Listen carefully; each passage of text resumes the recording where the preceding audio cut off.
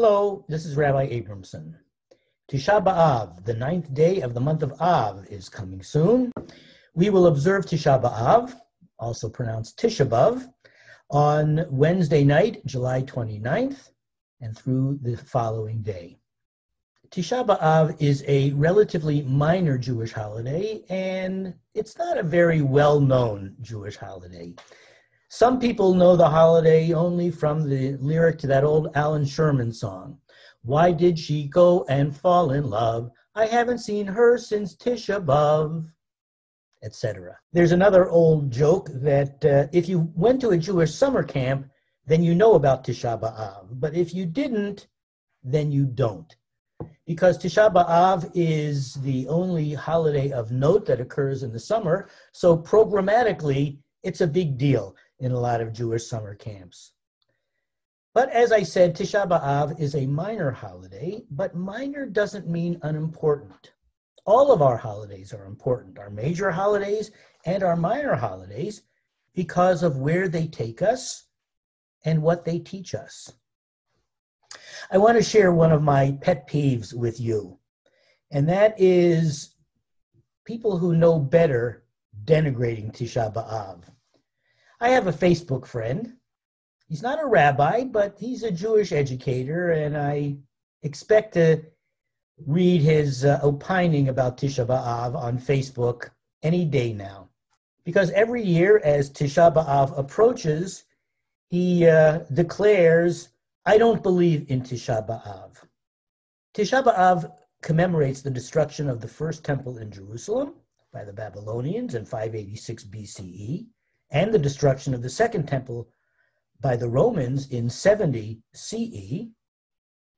And so my Facebook friend likes to assert, "I don't believe in animal sacrifices.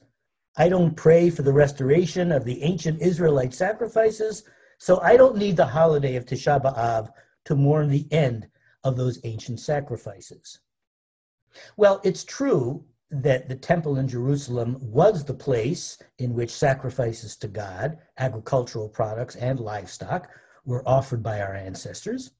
It's true that Tisha B'Av commemorates the destruction of both temples in Jerusalem, but the temple in Jerusalem was much more than simply a place of agricultural sacrifices, and Tisha B'Av is about much more than simply the destruction of two buildings 26 centuries ago and 19 and a half centuries ago, respectively. According to the Talmud, 5 major tragedies occurred on the 9th of Av. The destruction of the first and second temples were only 2 of those 5. And Jewish tradition asserts that many other tragedies, countless tragedies in our history, are associated with the 9th of Av. Tisha B'Av, therefore, is not only about mourning the temples in Jerusalem, it's about commemorating the many tragedies in our long history and learning the lessons of those tragedies. Remember what I said about our holidays. They are important because of where they take us in our imaginations, in our consciousness, where they take us emotionally and experientially. And also, they're important because of what they teach us, the lessons, the values that they impart to us. Now, this is one of numerous recordings that are being made for the Charles E. Smith Life Communities to give you different opportunities to learn a lot about Tisha B'Av, its history, its observances, its lessons. I want to begin my exploration of Tisha B'Av with you by not talking about Tisha B'Av itself. Instead, I want to explore with you some aspects of Jewish mourning traditions. That's M-O-U-R-N-I-N-G. The ways in which we confront death and its aftermath, hopefully the ways in which we heal, we recover from the death of a loved one. Jewish tradition has constructed a complex and profound system of mourning. Rituals, traditions, trappings of bereavement that add structure to the mourners' lives as their world is spinning out of control, that bring meaning when life seems meaningless, that help the mourners to navigate one of the most difficult and one of the most important of life's journeys. There's a wonderful line from one of my favorite songs from Hamilton, in which George Washington says, "We're going to teach them how to say goodbye." And that's what Judaism does for mourners. It teaches them how to say goodbye to their loved ones, how to honor the memories of the departed, and how to heal from this devastating loss. There's a curious formulaic greeting which is traditionally offered to mourners. Sometimes this is said at the conclusion of the funeral, sometimes at the Shiva house when people come to make condolence calls. And here is the greeting. Hamakom yinachem etchem betoch sha'ar avelei Tzion v'Yerushalayim. May the omnipresent console you along with all other mourners of Zion and Jerusalem. Those are a lot of words to memorize. Those are a lot of words to speak to the mourners. And so you might ask, why so many words? Wouldn't it have been sufficient if this were the greeting? Hamakom yinachem etchem b'toch sha'ar avelim. May the omnipresent console you along with all other mourners. But perhaps the greeting should be even briefer than that. Hamakom yinachem etchem. May the omnipresent console you. So if this three-word greeting might have been sufficient, Hamakom yinachem etchem, may the omnipresent console you, why do we have all those additional phrases? Not only Hamakom yinachem etchem, may the omnipresent console you, but Hamakom yinachem etchem betoch sha'ar avelim. May the omnipresent console you along with all other mourners. But not only that, he add that additional phrase. Hamakom yinachem etchem, may the omnipresent console you, betoch sha'ar avelei Tzion v'Yerushalayim, along with all other mourners of Zion and Jerusalem. So we add a reference to all other mourners, and then in addition to that, we add a reference to the mourners of Zion and Jerusalem. What do the mourners of Zion and Jerusalem have to do with a Jew who is mourning the death of his or her immediate relative? What does one have to do with the other? Why, in addition to asking God to console the mourners, do we ask God to console the mourners along with all other mourners? Mourners need to put their mourning in the context of other people's losses. Others have mourned and recovered. This is not an insensitive, dismissive remark. Other people have lost loved ones, so why are you so sad? Rather, it is a subtle but striking reminder to the mourners. Everyone's loss is unique, and everyone's pain is unique, but other people have lost loved ones and have gotten better, and you will get better too. But why that additional phrase? Why not just, may the omnipresent console you along with all other mourners? Why mention the mourners of Zion and Jerusalem? Why is this additional phrase, Avelei Tzion v'Yerushalayim, the mourners of Zion and Jerusalem, so important?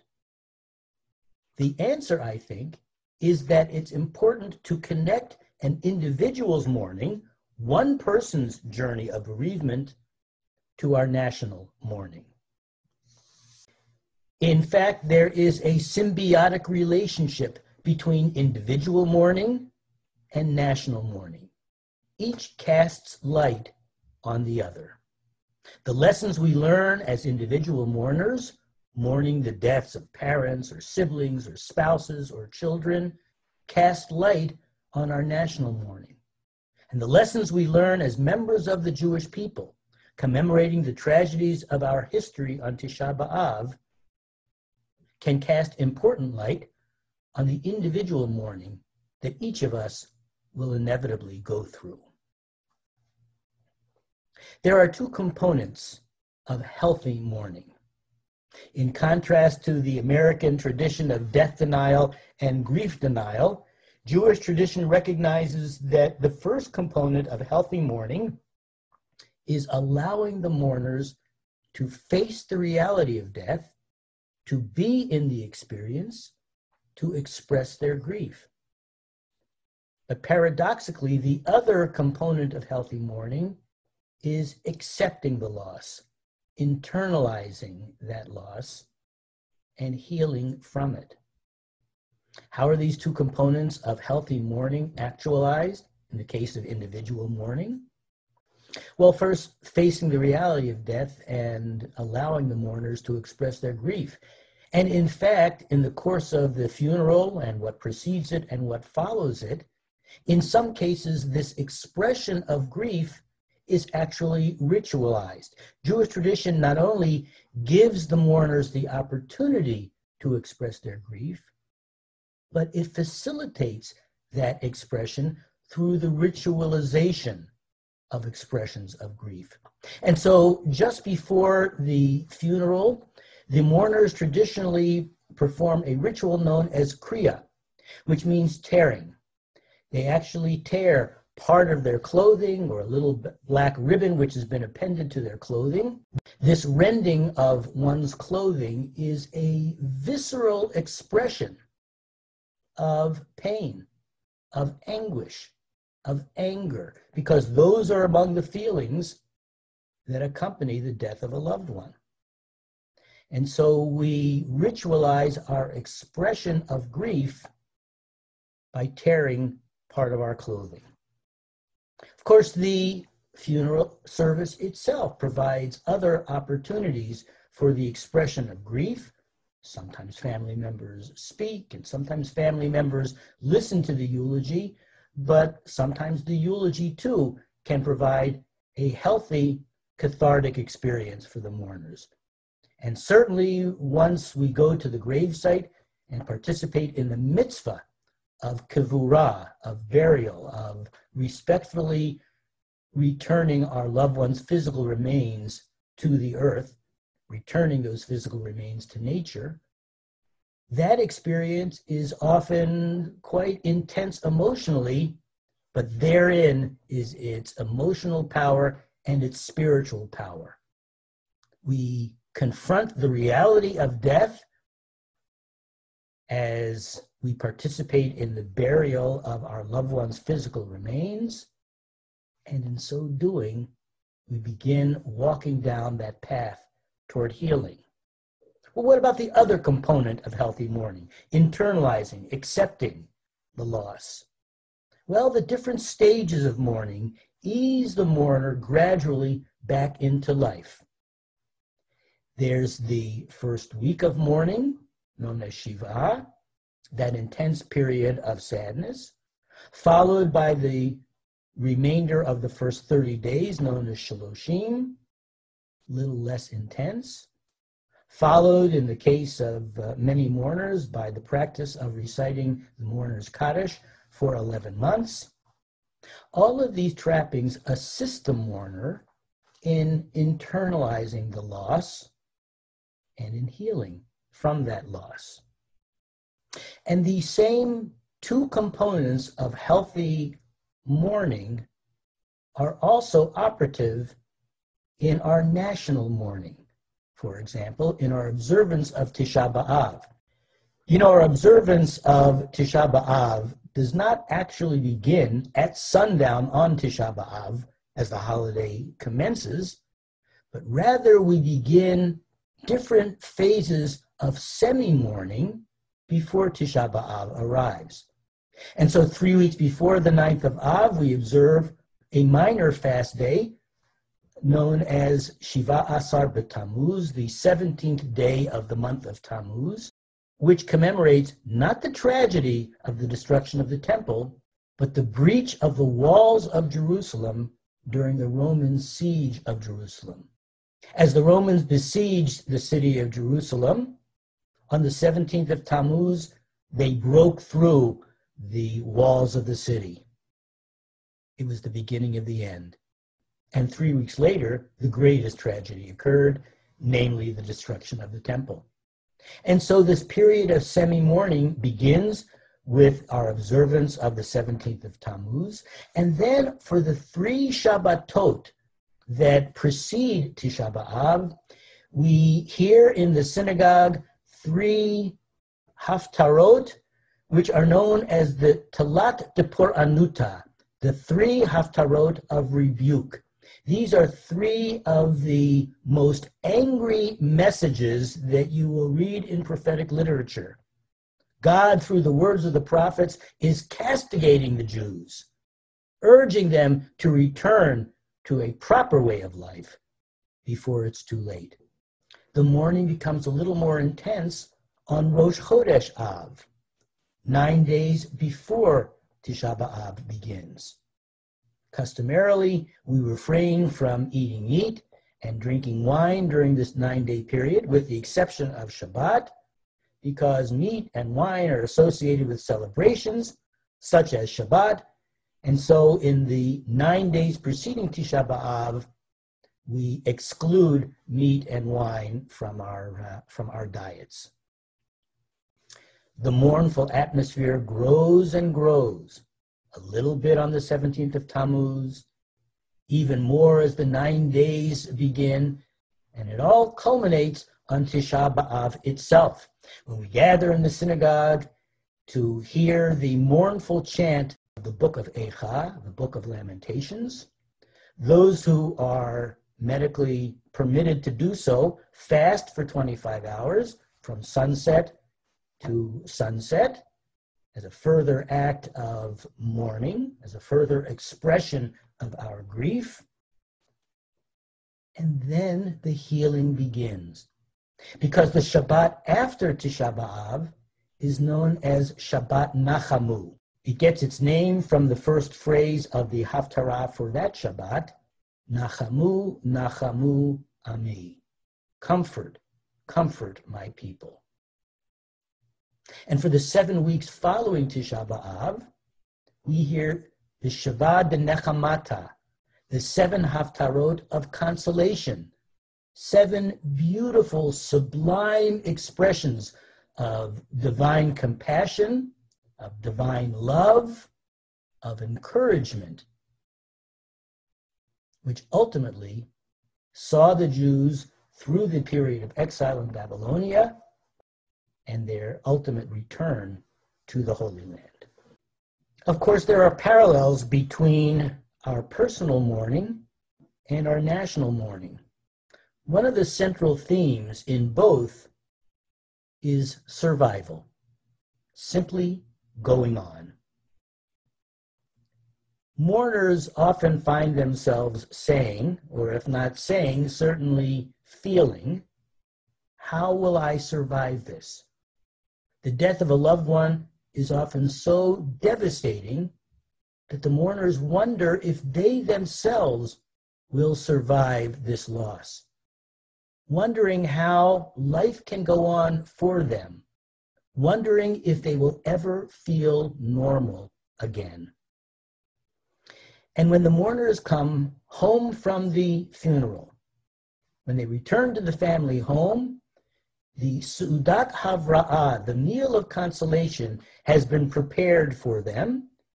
And the first obligation that the mourners have once they come into the Shiva house is to sit down and eat. Traditionally, the primary mourners are not supposed to even fill their own plates, not supposed to get their own food. The extended family, the friends, the community, they're all known as menachamim, as comforters, and their role is to take care of the mourners. Their role is to feed the mourners. At a moment when the mourners are wondering, will I ever survive this? The comforters say to the mourners, you will survive this, and we'll show you how. Sit down and eat. The most basic act of life is what the mourners are challenged to do, so that they can begin to discover that life will go on, that they will survive, that they will recover. Of course, it's not only personal losses, the death of a close relative, that causes people to wonder, how will I ever survive this? How will life ever be the same again? How will food ever taste normal in my mouth again?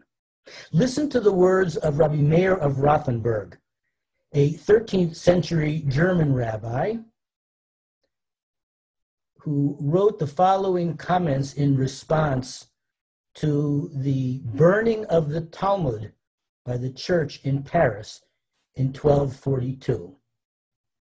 Rabbi Meir of Rothenburg wrote, "How could that given by divine fire at Sinai be consumed with human fire without any of the perpetrators being burned? Is there perhaps a new revelation? Is that why your scrolls were burned? I am distraught. How could food ever sweeten my palate again after I saw how they gather up your spoils?" According to one historical report, 24 wagon loads containing perhaps 10,000 volumes of rabbinic literature were burned by the church on June 17th, 1242. That's what Rabbi Meir of Rothenburg was reacting to. And he wondered how he would ever survive. Of course, Rabbi Meir of Rothenburg was not the first Jew to react strongly to a terrible tragedy in the Jewish community. Think of the Jews who were dragged by the Babylonians off to exile in Babylonia, having endured the destruction of the temple, the destruction of the capital city, the destruction of the independent Jewish Commonwealth, and then exile in a far-off land.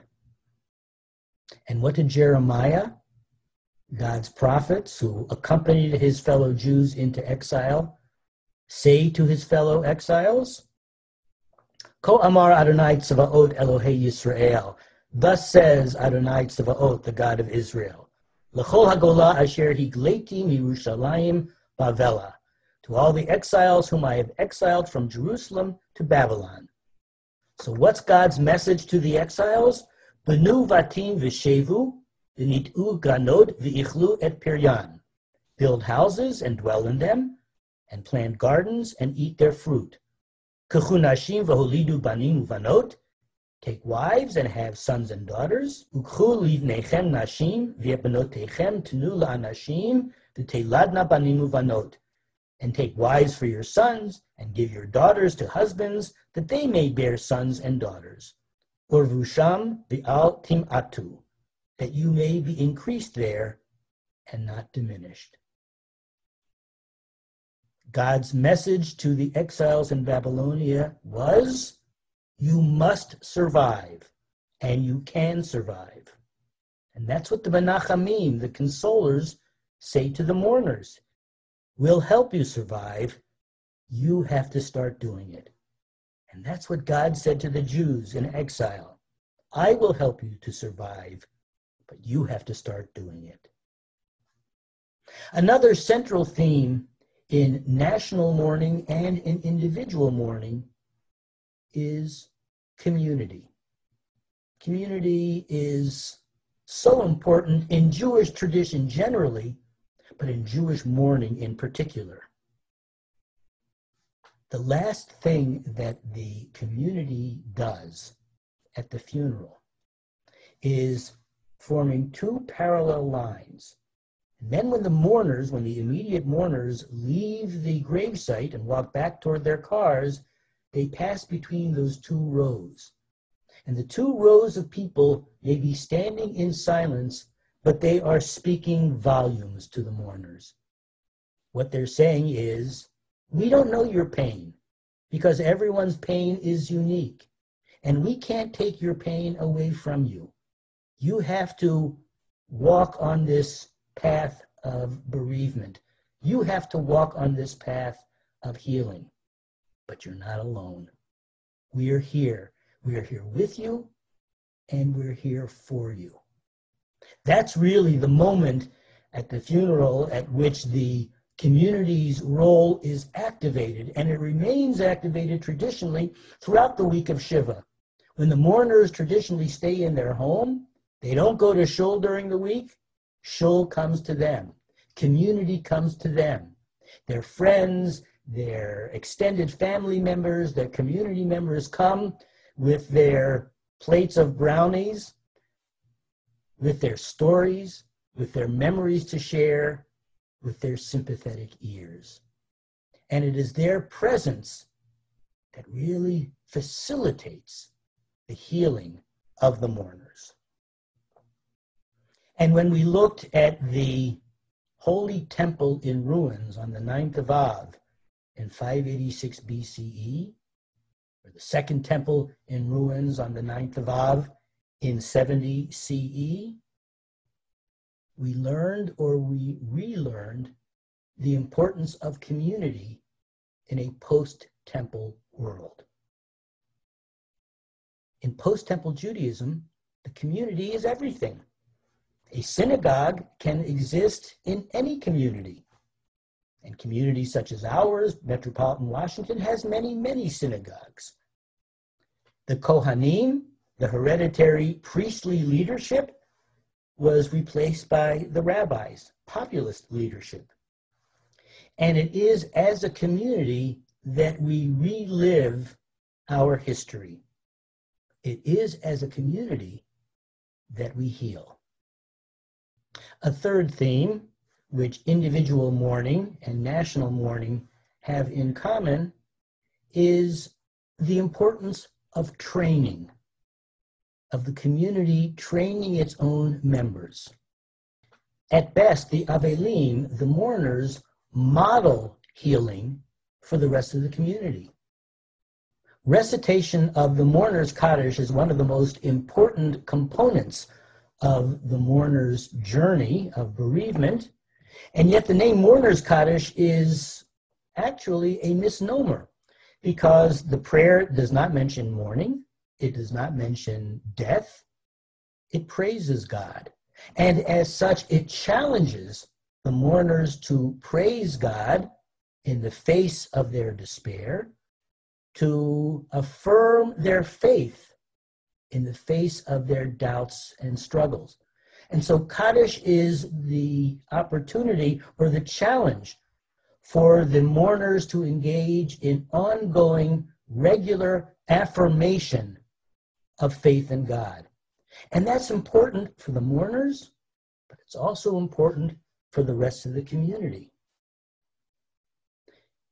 It's an opportunity, in a sense, for the mourners to send a subtle but important message to the community. Just as we Avelim are healing, so you too will heal when you become Avelim. And just as we heal individually, so we can heal nationally and communally. Tish'ah B'Av and its season model mourning for those who have not yet been Avelim. Tish'ah B'Av is an important holiday for older Jews, but maybe especially for younger Jews. Those who, for the most part, because of their youth, have not yet gone through the experience of mourning the death of a close relative. But Tish'ah B'Av provides important instruction for those young Jews as well, because Tish'ah B'Av provides exposure to the themes of death and despair and grief, but it also provides models of healing. Just as we heal nationally, so you will heal individually when the time comes. And just as our ancestors faced challenges in the past and prevailed, so we can face challenges in the future and prevail. Now, I'm aware of the tremendous irony in my comments at this point. All this talk about community, about the importance of community in individual mourning and in national mourning, and of course we are living in a time when we are isolated from our communities. If you've been to a funeral or a Shiva Minyan in the past few months, it's probably been through Zoom or some other electronic platform. If you've been in shul lately, It's been in a service that's been streamed to your TV or to your computer. There are many reasons that this period of pandemic is terrible. And one of the main reasons that it's terrible is the diminished connection with people who are important to us. Some of the people listening to this recording were Minyan regulars in the Wasserman building, and I haven't been there since the middle of March, but I miss davening with you a few days a week. Others who are listening to this recording might be residents of Landau House, where I led monthly Kabbalat Shabbat services and led high holiday services for 5 years, and I miss that connection with some of you. And as we bear the burdens of these difficult days, we sometimes do wonder, will we survive these challenging days? Will we ever get back to normal? Well, I'm here to tell you, we will. It's difficult, and it's terrible, and we'll get through it. Many of us have been through difficult personal experiences, and we've survived them. And as a people, we've experienced countless tragedies over our history of many thousands of years, and we've survived them as well.